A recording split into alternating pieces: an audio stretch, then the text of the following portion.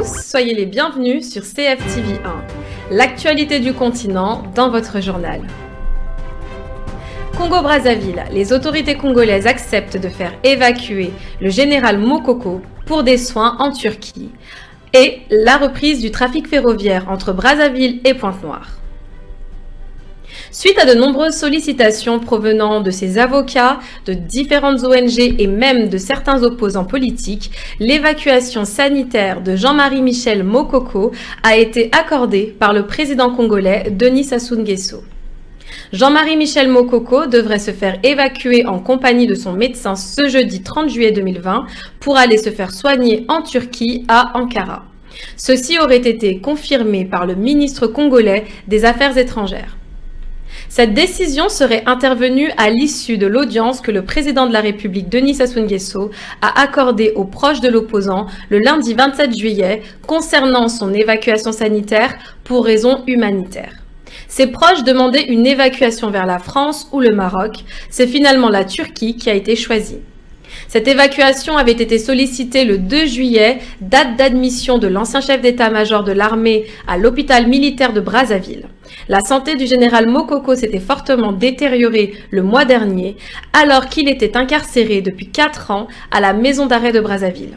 Il y a 3 semaines, il avait été transféré à l'hôpital militaire de Brazzaville, souffrant d'une crise de paludisme aiguë aggravée par de l'hypertension.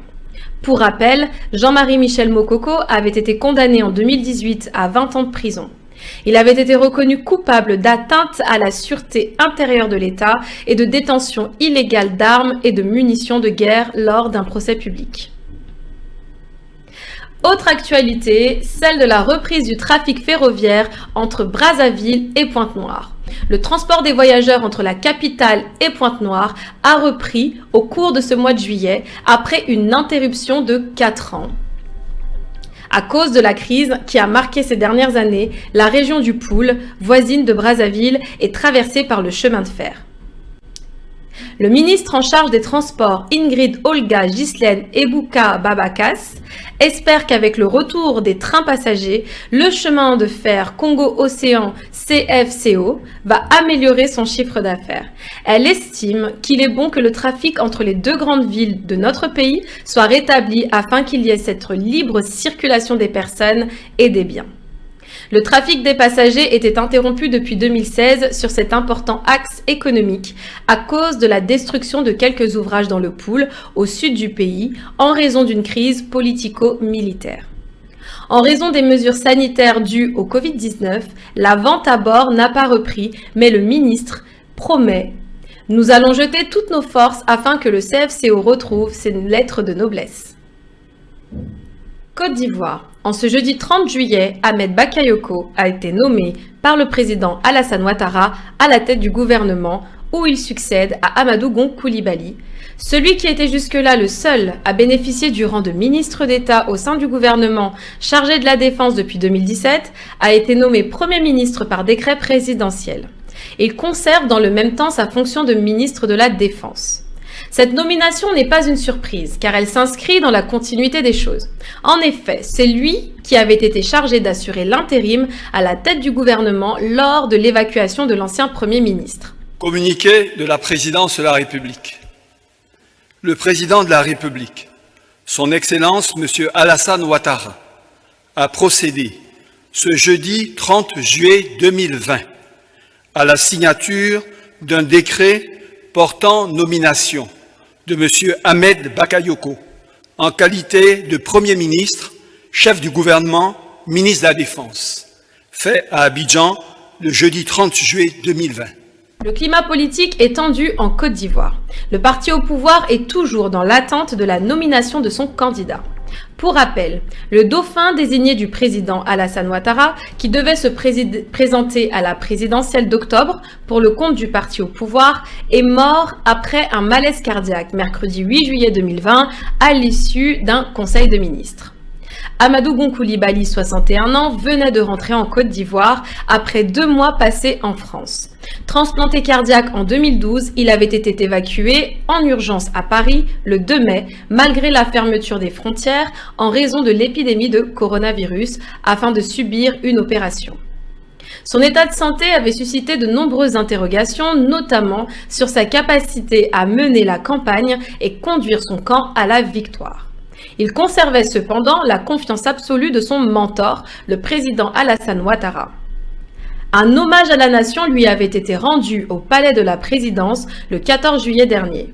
Il avait reçu les honneurs civils et militaires sous le regard de nombreuses personnalités, dont le président Alassane Ouattara, son homologue sénégalais Macky Sall ou encore le ministre français des Affaires étrangères, Jean-Yves Le Drian, qui représentait Emmanuel Macron. Il a été fait Grand Croix de l'Ordre national, la plus haute distinction du pays à titre posthume. Depuis, le parti au pouvoir presse le président actuel, Alassane Ouattara, de se présenter officiellement en campagne, malgré sa déclaration du 5 mars où il affirmait ne pas se présenter pour un troisième mandat. Lors d'une rencontre le 29 juillet à Abidjan, face aux principaux cadres de son parti, Alassane Ouattara a donc demandé un peu de patience, juste le temps du recueillement et de la récupération après la mort de son dauphin Amadou Gon Coulibaly. Il aurait déclaré « Je prends acte de la résolution du Conseil politique et de votre demande. Je suis avec vous et vous savez que je ne vous ai jamais déçu. » S'il se présente, il devra affronter l'opposition qui lui conteste le droit d'effectuer un troisième mandat en vertu de la Constitution qui n'en autorise que 2. Cependant, le parti au pouvoir estime que l'adoption d'une nouvelle Constitution en 2016 a remis les compteurs à zéro. Des problèmes au sein même de son parti pourraient empêcher une nouvelle réélection. Nous pensons au dissident dont Marcel Amon Tano, ancien proche d'Alassane Ouattara et ex-ministre des Affaires étrangères, qui a annoncé sa candidature à l'élection présidentielle de Côte d'Ivoire le 22 juillet. Il avait claqué la porte du gouvernement pour marquer son désaccord avec le choix porté sur l'ancien Premier ministre défunt, Amadou Gon Coulibaly, comme candidat du parti présidentiel après avoir proposé sans succès l'organisation de primaires.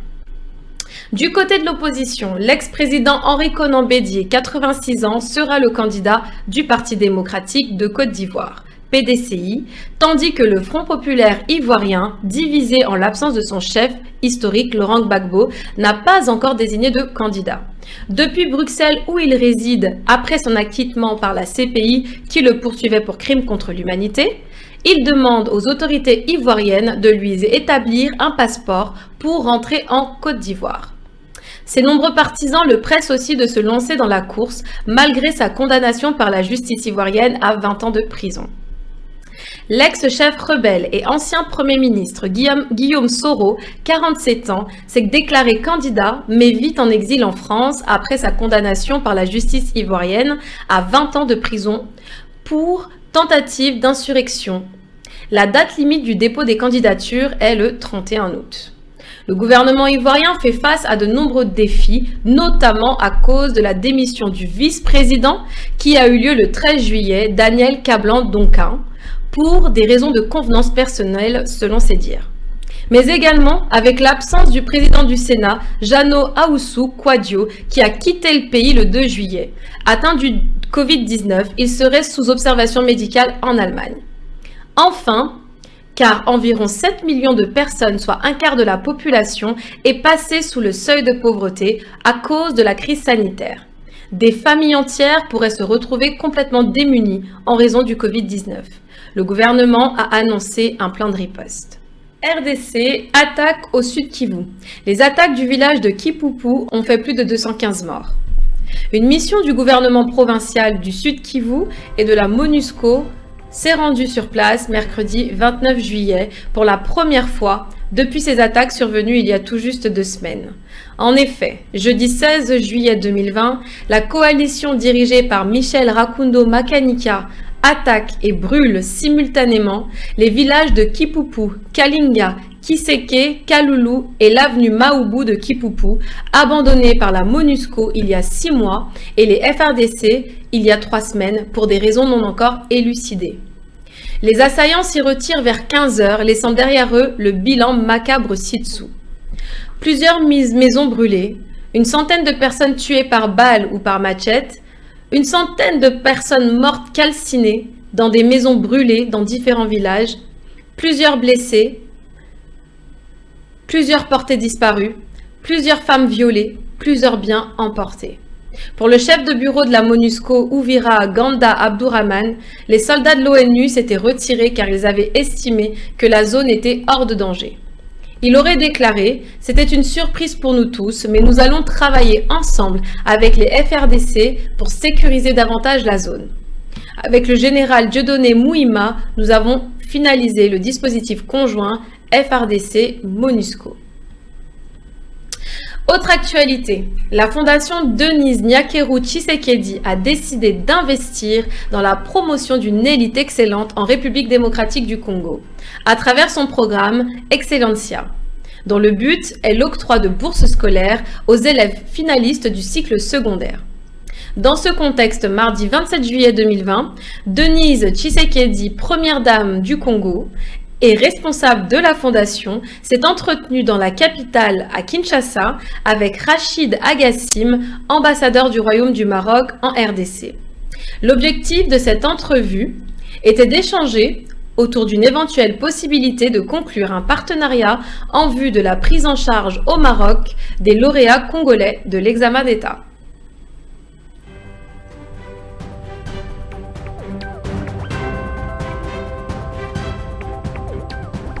Merci, à très vite sur CFTV 1.